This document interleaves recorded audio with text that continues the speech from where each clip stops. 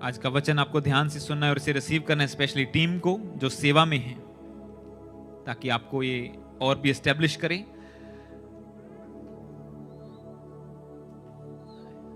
Blessed है सब जन, हालेलुया हालेलुया। तो आपने वचन को सुना प्रभु की दासी से कि कैसे आप जब आवाज को ओबे करते हैं तो आप एक इंसान की नहीं, आप परमेश्वर की आवाज को, उसकी आज्ञाकारी करते हैं और उसका रिजल्ट आप ही को मिलता है। और आज के वचन में भी मैं इसी तरीके से आपसे बात करूंगा जो परमेश्वर का वचन है। हम पढ़ेंगे भजन संहिता 92, साम्स 92 वर्स 12 को। भजन संहिता 92 ओदा 12, जबूरां दी पोथी 92 ओदा 12, और इसके बाद फिर मैं 13 से 15 तक पढ़ूंगा। पहले 12 को पढ़ेंगे। इसमें लिखा, धर्मी लोग खजूर के समान फूले फलेंगे और लबानोन के देवदार के समान बढ़ते रहेंगे। इंग्लिश में लिखा, the righteous flourish like the palm tree and grow like a cedar in Lebanon. इस वचन में परमेश्वर एग्जाम्पल दे रहा है एक धर्मी बंदे की,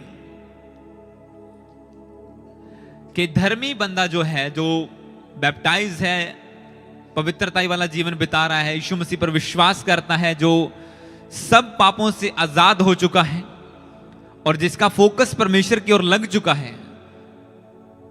वचन कहता है कि धर्मी लोग खजूर के समान फूलेंगे फलेंगे, यानी कि वो एक्सपेंड होंगे, और लबानोन देवदार के समान, और लबानोन के देवदार के समान बढ़ते जाएंगे। यानी कि परमेश्वर हरियाली की और हाइट की बात कर रहे हैं। जो देवदारू का पेड़ है वो बहुत हाइट उसकी होती है, वो बहुत ऊंचा जाता है, वो स्ट्रेट जाता है और वो स्ट्रांग होता है,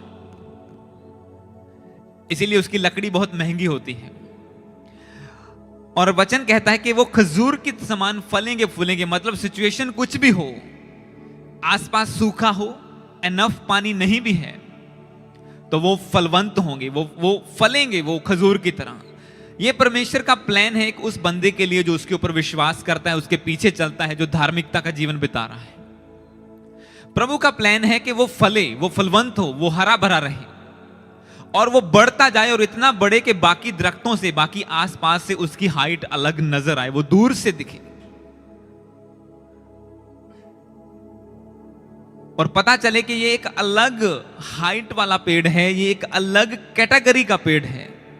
जब बहुत जंगल होता है, बहुत सारे पेड़ होते हैं, तो जो छोटा पेड़ है या उनके बरोबर का है वो बीच में छुप जाता है, वो दिखता नहीं है। पर वचन कहता है जो धर्मी होगा वो अपनी सोसाइटी में, अपने नगर में वो खजूर के समान फलेगा फूलेगा और वो लबानोन की तरह बढ़ता जाएगा।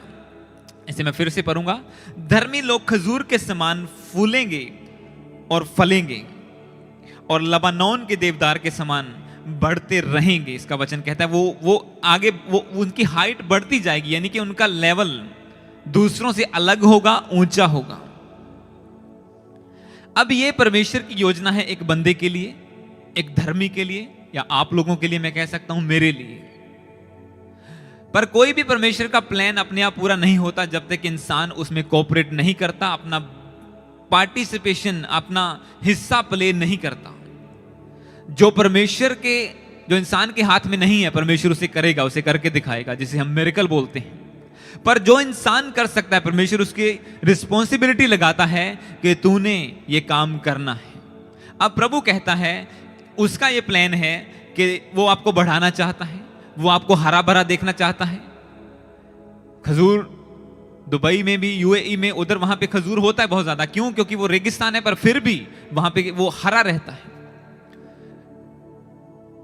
और लबानोन में देवदार हैं, लबानोन एक जगह है, और वो बढ़ते हैं, हाइट पे होते हैं। अब अगले वचन को जब हम पढ़ते हैं, इसमें लिखा, अब होगा कैसे? ये तो परमेश्वर ने बता दिया कि ये प्लान है उसका, पर होगा कैसे? 13 से मैं पढ़ूंगा। इसमें लिखा, वे यहोवा के भवन में रोपे जाकर, यानी कि प्लांट होकर, हमारे परमेश्वर के आंगनों में फूले फलेंगे। वे पुराने होने पर भी फलते रहेंगे और उस भरे और रस भरे और लहलहाते रहेंगे, जिससे यह प्रकट हो कि यहोवा सच्चा है, वह मेरी चट्टान और है, और उसमें कुटिलता कुछ भी नहीं है, उसमें बुराई कुछ भी नहीं है।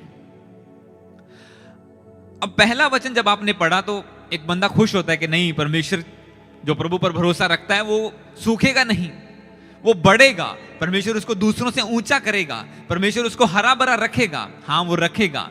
पर अगला वचन कहता है कि वे यहोवा में, इंग्लिश में लिखा, they are planted in the house of the Lord, they flourish in the courts of the God. ये दोनों लाइनें पावरफुल हैं बहुत, कि वो लोग जो फलना चाहते हैं, जो बढ़ना चाहते हैं, अपने आप को, अपने लेवल को दूसरों से ऊंचा देखना चाहते हैं, महामारियां आए, रिसेशन आए, कुछ भी आए, वो हरा भरा देखना चाहते हैं अपने आप को, फ्रूटफुल, हरियाली यानी कि कुशलता, खुशहाली, जो इस तरह से अपने आप को देखना चाहते हैं। प्रभु कहता है कि ऐसा तब पॉसिबल है जब आप प्लांटेड होंगे परमेश्वर के घर में। They are planted in the house of the Lord, they flourish in the courts of our God. परमेश्वर के आंगनों में फूले फलेंगे। ऐसा तभी पॉसिबल है जब एक बंदा प्लांट होता है एक चर्च में, परमेश्वर के घर में, वो कनेक्टेड होता है, वो वहां का मेंबर होता है, वो वहां पे रेगुलर जाता है, वो सेवा करता है, वो अपने आप को उसका हिस्सा मानता है, एक विजिटर नहीं। पेड़ वो भी होता है, पाम ट्री वो भी होता है जो गमले में लगाया होता है, जिसे जहां मर्जी रख लो, चाहे अंदर रख दो, बाहर रख दो, दूसरा अपने घर में ले जाए, उसे आप ट्रांसपोर्ट कर सकते हैं। पर जो फ्रूट देने वाला पाम ट्री होता है वो प्लांटेड होता है एक जगह के ऊपर, उसे आप उठा के शिफ्ट नहीं कर सकते, क्योंकि कुछ डेकोरेशन वाले होते हैं, लोग घरों में रखते हैं, कॉर्नर में रखते हैं, या चर्चेज में भी रखते हैं, उन्हें शिफ्ट कर सकते हैं। पर परमेश्वर कहता है फलते और बढ़ते वो हैं, हाइट उनकी ज्यादा जाती है जो प्लांट होती हैं जमीन में, परमेश्वर के घर में, उसके आंगन में, जो अपने आप को डेडिकेट कर देते हैं कि परमेश्वर कुछ भी हो जाए मैं तुझसे अलग नहीं होऊंगा, मैं तेरे घर में प्लांट हो चुका हूं। आपका फल तो तोड़ के लोग, आपका फल तो खा सकते हैं, आप उस पेड़ का फल तो तोड़ के ले आते हैं लोग, खजूरों को, पर उसे उखाड़ के नहीं लेके आ सकते, क्योंकि वो प्लांट हो चुका उस जगह के ऊपर। पर जो गमले में होता है, जिसका कोई स्टेबिलिटी नहीं है, कोई स्टैंड नहीं है, कोई भी उठा के कहीं भी रख सकता है, कहीं पे भी जा सकता है, आज यहां, कल वहां, परसों यहां पर, उसकी कोई गारंटी नहीं है। परमेश्वर कहता है वे लोग, धर्मी लोग खजूर के समान फले फूलेंगे, लबानोन के तवार समान बढ़ते रहेंगे। कौन? वे जो यहोवा के भवन में रोपे जाकर हमारे परमेश्वर के आंगनों में फूलेंगे, फलेंगे। वे पुराने होने पर भी फलते रहेंगे और रस भरे लहलहाते रहेंगे। आप पुराने भी हो जाएंगे, आपकी स्ट्रेंथ वही रहेगी। 70, 75 साल के प्रभु के दास हैं जो कनेक्टेड हैं, आज भी क्रूसेड करते हैं, आज भी सेवा करते हैं। और ऐसे भी है जो 55 साल के बेड पे चले जाते हैं और हॉस्पिटल में या रेस्ट होम में चले जाते हैं। पर ऐसे प्रभु के दास हैं जो आज भी क्रूसेड कर रहे हैं, 70+ होने के बावजूद भी वही जोश के साथ। क्यों? वो प्लांट हो चुके हैं परमेश्वर के साथ, उसके घर में, उसकी सेवा में वो जड़ पकड़ चुके हैं, इसीलिए वो लहलहा रहे हैं, वो बढ़ रहे हैं, उनकी हाइट, उनकी अनॉइंटिंग बढ़ती जा रही है दिन ब दिन।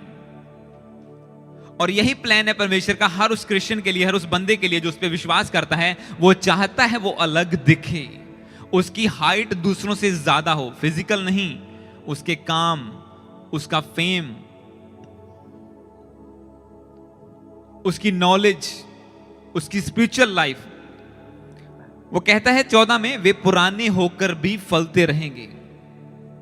अब्राहम घर से निकला, अपने घर से उखाड़ लिया गया, उसने कहा अपने घर को छोड़, रिश्तेदारों को छोड़ और निकला, मेरे साथ चल। वो परमेश्वर की प्रेजेंस में प्लांट हो गया, जहां जाता था परमेश्वर की प्रेजेंस को, उसकी आवाज को सुनता था, चलता गया, बूढ़ा हो गया।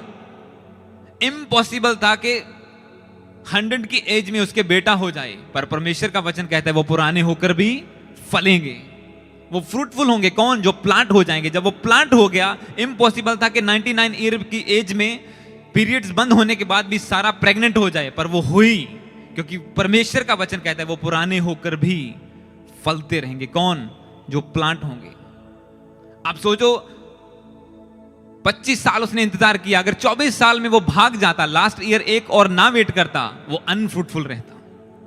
अगर उखड़ जाता परमेश्वर की प्रेजेंस से कि नहीं यार, ये तो ऐसे ही ये बोल रहा है, आज ये करो वो करो, मेरी उपस्थिति में चलता जा, सिद्ध, अब मैं कितना सिद्ध बनूं, वो प्लांट हो गया। परमेश्वर दे ना दे, तू मेरा परमेश्वर है, मैं तेरे घर में हूं, तेरी सेवा में हूं, जो मर्जी हो जाए मैं तुझसे अलग नहीं हूं। परमेश्वर कहता है फिर वो, अब तू पुराना भी हो गया, तुझे लगता है मेरी एज हो गई, मेरी उम्र बढ़ रही है, मेरी शादी नहीं हो रही, मेरे बेबी नहीं हो रहा, मेरा बिजनेस नहीं चल रहा, मेरी जॉब नहीं लग रही। डोंट वरी, परमेश्वर कहता है तेरी उम्र बढ़ रही है, मेरी योजना खत्म नहीं हुई, तू प्लांटेड रहेगा, मैं तुझे वो दूंगा जो जिस उम्र में तू लेना चाहता है, जो यंग नहीं ले सकते, तू ओल्ड एज में जाके वो ले सकता है। और ऐसा करके दिखाया उसने, जब 100 साल की उम्र में उसने बेटा दिया अब्राहम को, जो इम्पॉसिबल था, क्योंकि वर्ड सच्चा है। 15 में लिखा, जिससे यह प्रकट हो कि यहोवा सच्चा है, to declare the Lord is upright.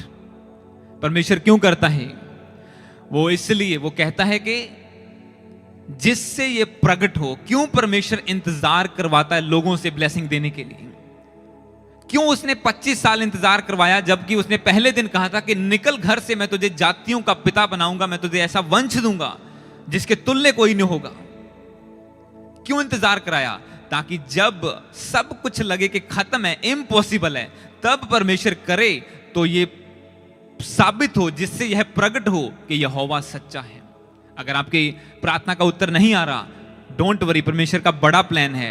वो प्रकट करना चाहता है कि जब तेरे हाथ खड़े हो गए, लॉयर्स के, डॉक्टर्स के, रिश्तेदार, सब कुछ, सबके हाथ खड़े हो गए, तब जब वो करेगा तो ये प्रकट होगा कि ये किसी और ने नहीं, यहोवा परमेश्वर ने किया है। हालेलुया, उसने किया है। वो प्रकट करना चाहता है कि वो सच्चा है, वो जीवित है, और वो प्रार्थनाओं का उत्तर देने वाला परमेश्वर है। इसीलिए वो कई बार इंतजार करवाता है आपसे। आप फ्रस्ट्रेट होकर पीछे मुड़ सकते हैं, खाली रह सकते हैं, पर अगर आप चलते रहेंगे, आप प्लांटेड रहेंगे, तो परमेश्वर आपको बचाएगा भी और बढ़ाएगा भी और हरा भरा भी रखेगा। डजंट मैटर सीजन क्या है, कौन सा सीजन है, हर सीजन में वो आपको, पर करना क्या है? आपको प्लांटेड रहना है। परमेश्वर, सबसे बड़ी प्रॉब्लम यही है लोगों की, वो प्लांट नहीं होना चाहते, वो विजिटर की तरह, वो गमले में लगे हुए पेड़ की तरह होना चाहते हैं कि नहीं तो पागी चबा चाक के शामी कर दो, थोड़ी सी प्रॉब्लम आई चर्च में, भाजो दूसरी दे विच। पर परमेश्वर कहता है जो सूखे में भी, हर हालात में, हर सीजन में, क्योंकि सीजन चेंज होते हैं। मैं एक वचन और पढ़ता हूं, भजन संहिता 91, भजन संहिता 1, इसी के जब आप पहले पर आएंगे, ज़बूरां दी पोथी 1, साम्स 1, उसका 1 से लेके 3 तक पहले मैं पढ़ूंगा।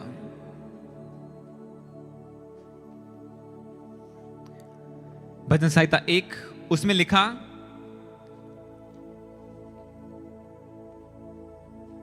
अगर आप खोल चुके मैं पढ़ूंगा, क्या ही धन्य है वह पुरुष जो दुष्टों की युक्ति पर नहीं चलता और ना पापियों के मार्ग में खड़ा होता है और ना ठट्ठा यानी कि मजाक करने वालों की मंडली में बैठता है, परंतु वह तो यहोवा की व्यवस्था से, उसके लॉ से, उसके वचनों से प्रसन्न रहता है और उसकी व्यवस्था पर रात दिन ध्यान करता रहता है।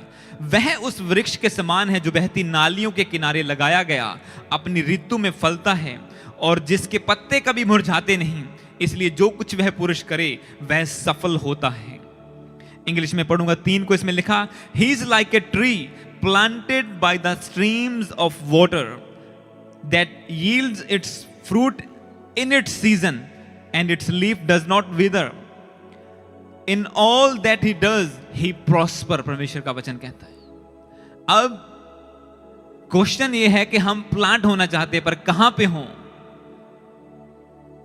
किस जगह पर प्लांट हों? आज वो भी मैं आपकी चीजों को क्लियर करूंगा वचन से। वचन कहता है कि वह उस वृक्ष के समान है जो बहती नालियों के किनारे लगाया गया और अपने सीजन में फल लेके आता है। जो कुछ वह करता है वह सफल होता है, वो सक्सीड होता है। वचन कहता है कि वो बहती नालियों, पानी का बहाव किसको दर्शाता है? पवित्र आत्मा को दर्शाता है, होली स्पिरिट को दर्शाता है, उसके कामों को। वो बहता है परमेश्वर का आत्मा और चीजों को बदलता जाता है, हालातों को बदलता है, सूखी हड्डियों को जान डाल देता है। पानी का बहाव पवित्र आत्मा को दर्शाता है। वचन कहता है कि वो कहां पे प्लांट हो, ऐसा वह उस वृक्ष के समान है। He is like a tree planted by the streams of water. वो ऐसे वृक्ष के समान है जो बहती नालियों के किनारे लगाया गया। आपको वो जगह चूज करनी है जहां पे पवित्र आत्मा के काम नजर आते हो, जहां पे उसकी प्रेजेंस से लोग बढ़ते हों, हील होते हों, जहां पे नजर आए कि हां परमेश्वर का आत्मा काम कर रहा है। मिरेकल देखकर नहीं, परमेश्वर की आत्मा की प्रेजेंस को देखकर। ऐसा हो सकता है कि मिरेकल हो और परमेश्वर का आत्मा वहां पे ना हो। मैं आपको अगले वचनों में बताऊंगा। वचन कहता है कि वो उस वृक्ष के समान है। तो जब वो सही जगह पर, मतलब आपका सिर्फ प्लांट होना नहीं, सही जगह प्लांट होना बहुत जरूरी है। जैसे एक कनक का दाना होता है, अब वो दाना वही है, उसे बाहर रख दोगे, उसे कोई चिड़िया चुग के लेके जाएगी, या फिर ज्यादा धूप से वो सूख जाएगा, वो सड़ जाएगा, खाली हो जाएगा, कीड़ियां खा जाएंगी, कुछ भी हो जाएगा। वही दाना अगर सही सॉइल में, सही जमीन पर बो दिया जाए तो वो फूट निकलेगा और एक पेड़ बन जाएगा और अपने जैसे औरों को भी पैदा कर देगा। मतलब वो फलवंत होगा, वो फ्रूटफुल होगा। वचन कहता है कि वो अपनी ऋतु में फलता है और जिसके पत्ते कभी मुरझाते नहीं। जब आप सही जगह प्लांटेड होते हैं, आज का वचन भी यही है, बी प्लांटेड। जड़ पकड़ो, यानी कि बी प्लांटेड, यानी कि बोए जाओ, रोपे जाओ। कहां पर? जो पहले वचन में पढ़ा, परमेश्वर के भवन में रोपे जाकर फलते और फूलते रहेंगे। दूसरा वचन कह रहा है कि कहां पे प्लांट होना है? उस जगह पर जहां पे हरियाली हो, पवित्र आत्मा की प्रेजेंस हो, ताकि आप फ्रूटफुल रहें। वो बहती नाली के किनारे लगाया गया और अपने सीजन में जब एक दाना बोया जाता है, एक फसल बोता है एक किसान, वो अगले दिन उग नहीं आती, वो अपने सीजन में फल लेके आती है। उसे कोई 3 महीने, कोई 6 महीने लगते हैं किसी को पकने में, और उसके बाद उसका रिजल्ट उसे मिलता है। और लोग कहते हैं, ले 3 हफ्ते हो गए चर्च होने, कुछ होया तो है नहीं, 4 हफ्ते हो गए कुछ होया तो है नहीं। कुछ नहीं होगा, कुछ नहीं होगा, क्योंकि परमेश्वर टेम्परेरी काम नहीं करता। परमानेंट सोल्यूशन चलाइए तो आपको परमानेंटली प्लांट होना पड़ेगा उस जगह के ऊपर। को फर्क था प्या नहीं, परमेश्वर फर्क पौधा नहीं, वो फर्क दिखाता है आपके बीच में कि आप अलग हैं, वो अलग हैं। वो फर्क जब पड़ेगा तो वो दिखेगा फर्क। इसीलिए वो कहता है कि वो लबानोन के देवदारू की तरह अलग दिखेंगे वो लोग। कौन? जो प्लांट हो जाएंगे, जो रोपे जाएंगे और बढ़ते जाएंगे। और फिर पहले वो सेम लगेंगे, दूसरों से छोटे लग सकते हैं जब प्लांट होंगे, पर जब वो बढ़ेगा, चाहे 100 दरख्त हो वृक्ष हो पास में, पर वो जब बढ़ जाएगा 100 के बीच में अकेला नजर आएगा। वो एक जंगल के बीच में अकेला नजर आएगा। वो एक रेगिस्तान में वो हरा नजर आएगा, जहां कोई पानी की बूंद कुछ ना हो। वो कहता है वो खजूर के समान लहलहाएगा जब वो प्लांट हो जाएगा। जब बहती नदियों के किनारे लगाया जाएगा, वो अपने सीजन में फलेगा। जो कुछ वह करेगा वो सफल होगा। फेलियर आपकी लाइफ से जाएगा। फेलियर आपकी लाइफ को छोड़ेगा। आप सफलता के मसा को, अनॉइंटिंग को रिसीव करेंगे। जो अनॉइंटिंग चर्च में जो सक्सेस का मसा मौजूद है, जब आप उसी का पार्ट बन जाएंगे, आप सफल हो जाएंगे। एक वही बीज अगर एक जिदा पंजाबी च कहते टिब्बियां वाली जमीन थे, जहां पे क्या बोलते हैं, शोरा हो, जहां पर वो उपजाऊ ना हो जमीन, वहां पे बो दो, वो नहीं होगा। और वही बीज आप अच्छी जमीन जहां पे फसल होती है हर सीजन में, वहां पे बो दो तो वो फल लेके आएगा। ये भी जरूरी है कि प्लांट हो बंदा, ये भी जरूरी है वो सही जगह पर प्लांट हो। उतना ही इंपॉर्टेंट है सिर्फ बपतिस्मा लेके क्रिश्चियन बन जाना, यीशु के पीछे चलना, उतने से काम नहीं बनता। आप कहां पे प्लांट होते हैं। पहले मैंने आपको बताया था कि अनॉइंटिंग, शैतान जानते आप कस अनॉइंटिंग के साथ जुड़े हुए हैं। इसीलिए जब दुष्ट आत्मा को निकालने लगे कुछ जादू टूना करने वाले, तो दुष्ट आत्मा बोली कि मैं पौलुस को भी पहचानती हूं, यीशु को भी जानती हूं, तू कौन है? वो पहचानता है कि ना तो ये पौलुस के साथ जुड़ा हुआ है, ना ये यीशु का सच्चा फॉलो करने वाला है, ये फेक बंदा है। और उसके ऊपर लपटी और उसे वो नंगे दौड़े वहां से। और ऐसा ही होता है जब एक क्रिश्चियन किसी जगह पे जुड़ा नहीं है, आज जे थे कल होते परसों होते, वो कुछ नहीं बनता। फिर मैं नहीं कहता यहां पर ढूंढो, देखो कहां पर है बहते जल की नदियां, कहां पर है वो जमीन, कहां पर है पवित्र आत्मा का बहाव। अगले वर्ष में लिखा, दुष्ट लोग ऐसे नहीं होते, वे तूड़ी के समान होते हैं जो पवन से उड़ाई जाती है। बीज, एक क्रिश्चियन अगर वो करप्ट है, चाहे वो सही चर्च में भी आ जाए तभी भी फलवंत नहीं होगा। दुष्ट लोग ऐसे नहीं होते, वचन में लिखा। ऊपर वचन में प्रभु ने कहा जो प्लांट हो जाएगा, धर्मी उस वृक्ष के समान है जो बहती नदी के किनारे लगाया गया, जो अपने सीजन में फल लेके आता है। जो कुछ वो करेगा वो सफल हो जाएगा। पर दुष्ट के लिए ये वचन नहीं है। चौथा वर्ष ये कहता है, पर दुष्ट ऐसे नहीं होते, उनके लिए ऊपर की प्लानिंग्स पूरी नहीं होती जब तक वो तौबा करके सच्चे दिल से प्रभु के साथ नहीं जुड़ते। अब ऐसा भी नहीं है कि बीज दे पल्ले कुछ नहीं है, खाली है अंदरों, और उन्होंने अच्छी रूढ़ी पाके, अच्छी खाद पाके लगा दो, वो भी नहीं फलवंत हो जाएगा। और या अच्छा बीज है वो गलत जगह पे बोया गया, वो भी फलवंत नहीं होगा। आपको अपना रोल प्ले करना है और परमेश्वर अपना रोल प्ले करेगा। अगले अब क्वेश्चन ये होता है कि बंदा जो कंफ्यूजन है बहुत बड़ी, कि सही चर्च ढूंढें कैसे। अब ये तो हो गया कि परमेश्वर का प्लान है, वो आपको फलवंत करना चाहता है, बढ़ाना चाहता है। आप भी चाहते हैं कि मैं प्रभु में आ गया, मैं दूसरों से अलग दिखूं। लोग कहते तूने धर्म बदल लिया, क्या फायदा हुआ? कि दिखा सानू की फर्क पिया तेरी जिंदगी दे विच।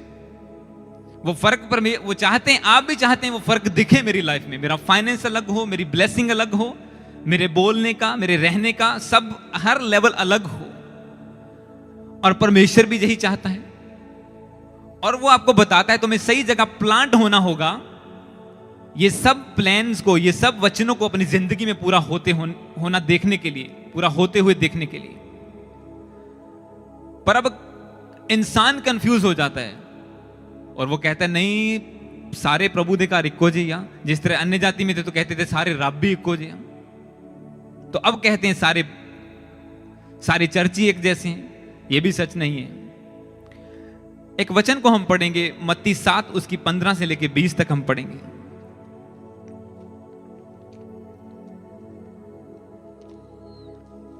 मैथ्यू 7 चैप्टर 7 वर्स 15 से लेके 20 तक। मत्ती 7 उसकी 15 से लेके 20 तक हम पढ़ेंगे। Matthew 7 verse 15। इस वचन में लिखा, झूठे भविष्यवक्ताओं से यानी कि प्रॉफिट से सावधान रहो, जो भेड़ों के समान तुम्हारे पास आते हैं परंतु अंतर में वे फाड़ने वाले भेड़िए हैं। उनके फलों से तुम उन्हें पहचान लोगे। क्या लोग झाड़ियों से अंगूर या ऊंट कटारों से अंजीर तोड़ते हैं? इसी प्रकार हर एक अच्छा पेड़ अच्छा फल लाता है और निकम्मा पेड़ बुरा फल लाता है। अच्छा पेड़ बुरा फल नहीं ला सकता और निकम्मा पेड़ अच्छा फल नहीं ला सकता। जो पेड़ अच्छा फल नहीं लाता वह काटा और आग में डाला जाएगा। इस प्रकार उनके फलों से तुम पहचान लोगे। परमेश्वर का वचन ये कहता है कि झूठे भविष्यवक्ताओं से, झूठे प्रॉफिट से क्या रहो? सावधान रहो। वे भेड़ों के समान, वो देखने में तो तुम्हें वैसे लगेंगे जैसे दूसरे चर्चेस हैं, दूसरे पास्टर्स हैं, दूसरे प्रॉफिट्स हैं जो असली वाले हैं। वो प्रोफेसी करेंगे, हां करेंगे, मिरेकल होंगे, हां होंगे, पर क्या वो पवित्र आत्मा के कामों को प्रकट कर सकते हैं? वचन कहते हैं उनके फलों से तुम उन्हें पहचान लोगे, क्योंकि लोग झाड़ियों से अंगूर नहीं तोड़ते। जो फालतू की झाड़ियां जो रेगिस्तानों में, जो फालतू जमीनों में उग आती हैं, उनसे कभी भी अच्छा फल नहीं मिलता। वचन कहता है कि अगर तुम्हें राइट जगह पे जाना है, तुम्हें पहले फल देखने होंगे कि उस चर्च में, उस जगह में, उस मैन ऑफ गॉड की लाइफ में फल क्या है। क्या अभी भी वो झूठ बोलता है? क्या अभी भी वो धोखा करता है? क्या अभी भी उसकी जिंदगी में पाप है? या सिर्फ मिरेकल देखे कि नहीं नहीं नहीं ये प्रोफेसी करता। सुनो, बाइबल में अलग अलग जगह पर आपको मिल जाएगा कि झूठे प्रॉफिट्स हैं। जब पौलुस जा रहा था तो एक औरत पीछे से आई और भविष्यवाणी करने लगी, ये सच्चे परमेश्वर के दास हैं, ये हैं, वो हैं। और वो सही बोल रही थी, पर वो शैतान के द्वारा प्रोफेसी कर रही थी। और जैसे ही उसने डांटा, दुष्ट आत्मा उसमें से निकली और उसकी प्रोफेटिक बंद हो गया। तो प्रोफेटिक कहां से आ रहा था? वो बैप्टाइज तो नहीं थी, प्रभु को नहीं जानती थी। प्रोफेटिक कहां से आ रहा था? वो शैतान से आ रहा था। इसी तरह से शाऊल ने, जब शमूएल ने उससे बात करनी बंद कर दी, तो शाऊल बोला कि अब मैं कैसे परमेश्वर की आवाज, अब कैसे मैं मुर्दे से बात करूं? जब परमेश्वर की आवाज उसने सुननी बंद होगी, तो पाप की वजह से वो गया एक शैतानी, एक जादू टोना करने वाले के पास, और उसने उसका लिंक जोड़ दिया और वो मुर्दों से बात करने लगा, स्पिरिट्स के द्वारा। तो इसी तरह से वचन कहता है कि उनके फलों के द्वारा तुम उसे पहचान लोगे। क्या उनमें वो प्रेम है यीशु के जैसा? क्या जो बाइबल कहती है क्रिश्चियन को, एक चर्च को करना चाहिए, क्या वो चर्च कर रहा है कि नहीं कर रहा है? क्या वो दूसरों से प्रेम रखता है? क्या वो पवित्र आत्मा को, परमेश्वर को सारी महिमा देते हैं, या सिर्फ खुद ही मैं कर रहे हैं? आप पहचान सकते हैं उनके फलों से। सबसे पहले आपको मिरेकल नहीं, फ्रूट देखने हैं उनकी लाइफ में। प्रभु का वचन ये कहता है। पर होता क्या है, लोग मिरेकल देखते हैं, तेरे कार्ड का, तेरी जेब में लाइसेंस है, उसका नंबर ये है। ये गलत प्रोफेसी है, ये किसी काम की नहीं है, ये फेक है। मैं आपको बताता हूं, वचन कहता है जब प्रोफेसी होती है, वो एडिफाई करती है, वो आपको बिल्डअप करती है। जो जो जो जो प्रोफेसी बंदा देता है, वो आपको बिल्डअप करने के लिए, हाँ तेरी लाइफ में ये पाप है, मुझे परमेश्वर दिखा रहा है, अगर तू दूर करेगा तू बढ़ जाएगा। ये रियल प्रोफेटिक है। नंबर से एक बंदे का स्पिरिचुअल लाइफ में क्या फायदा हो सकता है, आप बताओ? लाइसेंस के नंबर बताने से, या आईडी कार्ड के नंबर बताने से, या तेरी जेब में इतने पत्ते हैं ये बताने से, इतने का नोट है वो, क्योंकि बाइबल ये क्लियरली कहती है, व्हेन समबडी प्रोफेसाई, जब कोई भविष्यवाणी करता है, वो कलीसिया की उन्नति करता है, वो लोगों को बिल्डअप करता है वो। पर ये बात तो बिल्डअप नहीं कर रही, इसका मतलब ये क्या है? ये कुछ नहीं है, किसी काम की प्रोफेसी नहीं है। इसीलिए वर्ड कहता है कि तुम उसके फलों से उससे पहचानोगे कि वो तेरी लाइफ के बारे में तुझे रियल बता रहा है। अब बोलने को मैं भी कुछ बोल सकता हूं, कुछ भी बोल सकता हूं, पर वो परमेश्वर की ओर से नहीं है, वो पूरा नहीं होगा और फिर बेइज्जती होती है। पर जितना परमेश्वर चाहे वो थोड़े से शुरू करे, सिर्फ उतना दे, बेटर है वो पूरा हो, रेदर देन 100 बातें बोल के एक भी पूरी ना हो। क्योंकि जब आप थोड़े को इस्तेमाल करते हैं, परमेश्वर उस वरदान को बढ़ाता है आपकी लाइफ में। पर सब चीजों को प्राप्त करने के लिए आपको प्लांटेड होना बहुत जरूरी है, एक चर्च में, परमेश्वर के घर में, एक सेवा में। एक वचन को और पढ़ेंगे और फिर हम फिनिश करेंगे, इसी मत्ती का 13 उसका 24 से लेकर 28 तक।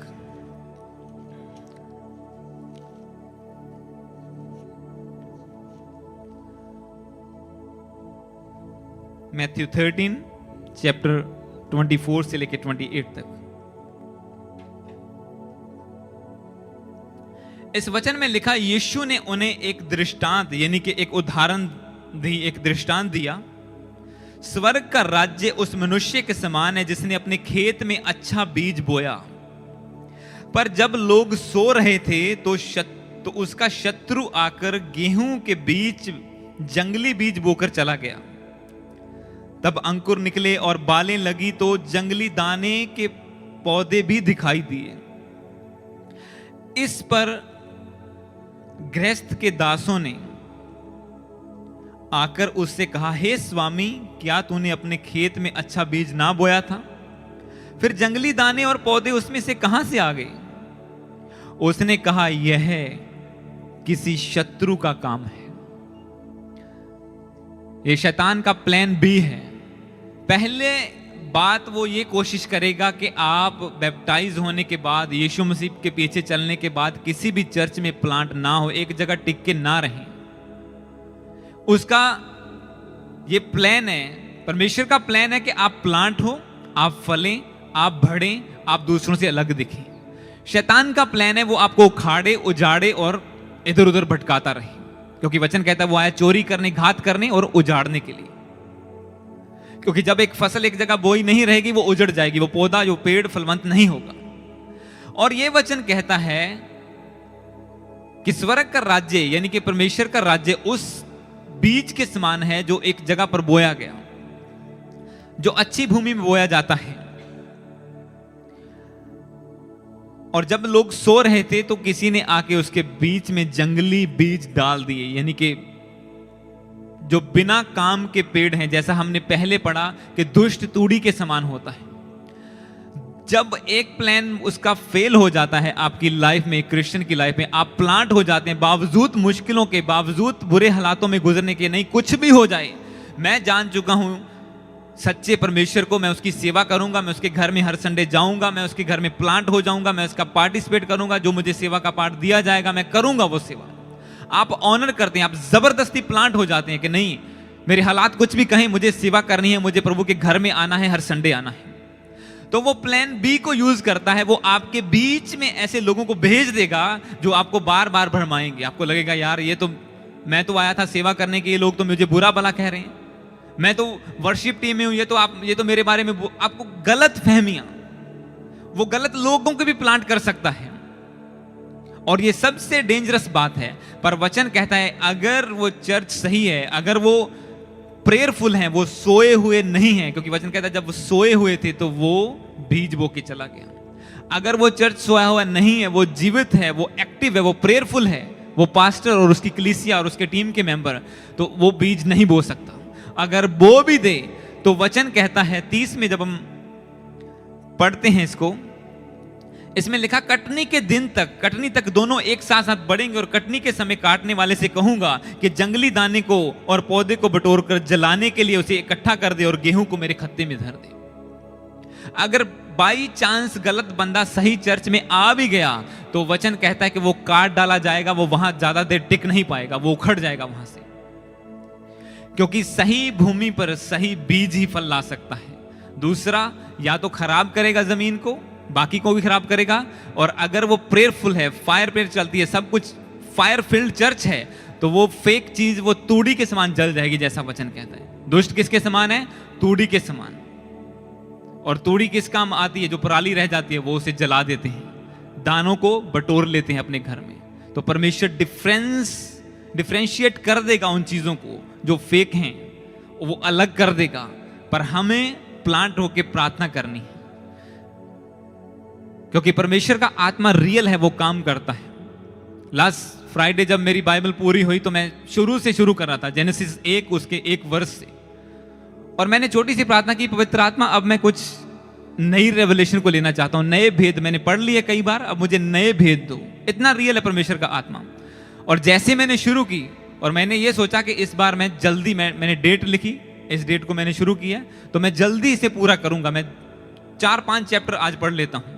जब 1 घंटा बीत गया, मैं 3रे वर्ष पे था, जेनेसिस 1 उसके 1, 2, 3रे वर्ष के ऊपर। और जब 1.5 घंटा बीत गया, मैं सिर्फ आधा चैप्टर पढ़ पाया, और रेवलेशन से मेरे पेज भर चुके थे। क्योंकि परमेश्वर का आत्मा आपको देगा जो आप मांगेंगे, अगर आप सही हैं, क्योंकि वो कहता है वो फलेगा, वो फूलेगा। वही जेनेसिस 1 आपने 10 बार पढ़ा होगा, पर जब आप सही प्लांट, सही अनॉइंटिंग के साथ जुड़ के उसे पढ़ेंगे आत्मा से भर के, तो वो आप फिर 2 घंटों में सिर्फ आधा चैप्टर पढ़ पाएंगे। क्योंकि परमेश्वर का आत्मा आपको बताएगा इसका मतलब क्या है, उसकी मैं आपको टीचिंग दूंगा आने वाले टाइम में, क्योंकि वो होली स्पिरिट रियल है। मैंने आपको उसकी टीचिंग दी है पहले, वो बात करेगा आपसे। और इसी तरह से जहां पे उसकी प्रेजेंस है, जब एक बंदा प्लांट होता है, वहां पे जुड़ता है, वो भी उस रियलिटी को जानता है और वो फलवंत हो जाता है, वो फ्रूटफुल हो जाता है। मैं साथ में रेवलेशन को पढ़ रहा था, जो प्रकाशित वाक्य है, उसमें भी मैं आपको टीचिंग दूंगा। उसमें भी अलग अलग चर्चों की जब बात की गई है, उसमें परमेश्वर ने एक चर्च को कहा कि तू काम तो करता है बड़े बड़े, पर मेरी नजर में तू डेड है। प्रकाशित वाक्य 2 चैप्टर को आप खोलेंगे, मैं सिर्फ जल्दी से सिर्फ 2 वचनों को पढ़ूंगा, ये अभी मेरे पास आया। प्रकाशित वाक्य रेवलेशन, प्रकाश दी पोथी पंजाबी दे विच ओदा दूसरा,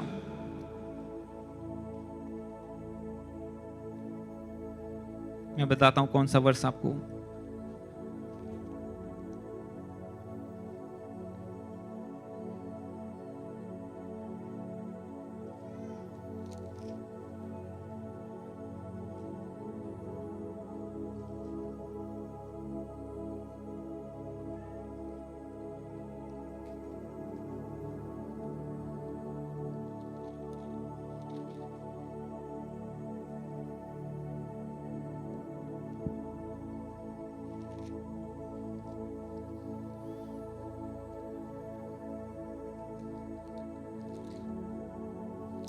तीसरे की 1 को पढ़ेंगे, 2 की नहीं, 3 की 1। इसमें लिखा, सरदीस की कलीसिया के दूत को यह लिख, जिसके पास परमेश्वर की 7 आत्माएं हैं और 7 तारे। वह यह कहता है, तेरे कामों को मैं जानता हूं, तू जीवित तो कहलाता है पर तू मरा हुआ है। किसको कह रहा है?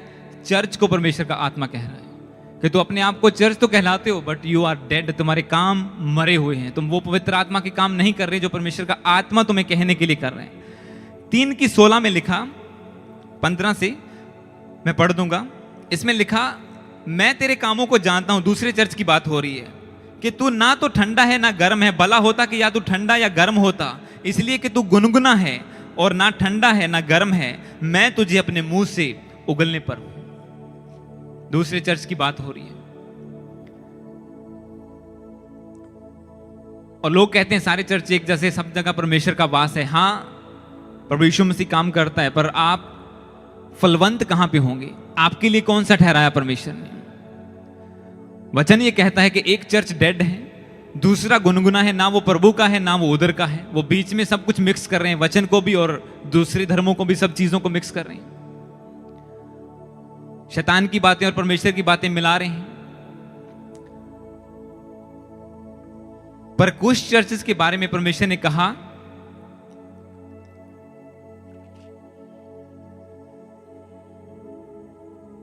जब 2 की आप 9 को पढ़ते हैं, इसी की